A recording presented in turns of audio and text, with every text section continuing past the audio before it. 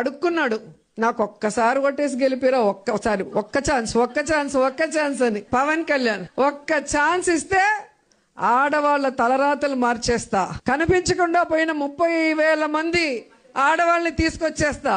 30,000 మంది కాదు, 30 మందిని కూడా తీసుకురాలేదు. మా జంబలకి జారిమిటియా ఒకసారి అప్పట్లో మీ అన్నయ్య ఏటన్నాడో గుర్తు తెచ్చుకొని మాట్లాడు. అడుక్కున్నాడా ఒకసారి ఓట్లు వేయండి, నన్ను గెలిపించండి అని అడుక్కున్నాడా మా కొన్నిదేళ్ళ పవన్ కళ్యాణ్? అమ్మో, అలాగ అడుక్కోవడము మీకుంటుందేమో గాని మా పవన్ స్టార్కి అయితే ఉండదమ్మా.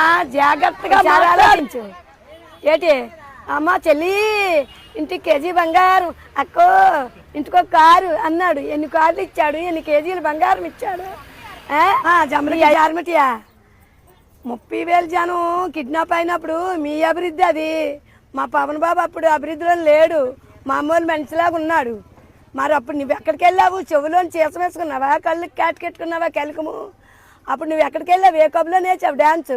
మీ అన్న ఏ మలేచా మస్కట్లో ఉన్నాడు, సొంత ఫ్లైట్లో ఎక్కి. నేను మాట చెప్తున్నా వాళ్ళకి, మీరు ఏటి పనికిరారు కానీ మీరు ఏదో మంచి చెప్పాడు, మా అన్న మంచి చెప్పాడని చెప్తున్నా కదా. చిలక జ్యోతిషం పెట్టుకొని బ్యాగ్ తగ్గించుకొని ఆ పెట్టాంగులు పెట్టుకొని ఊరూరికి వెళ్ళిపో. చిలక జ్యోతిషం చెప్తాం, చిలక జ్యోతిషం చెప్తాం, మీ జాతకాలు చెప్తాం.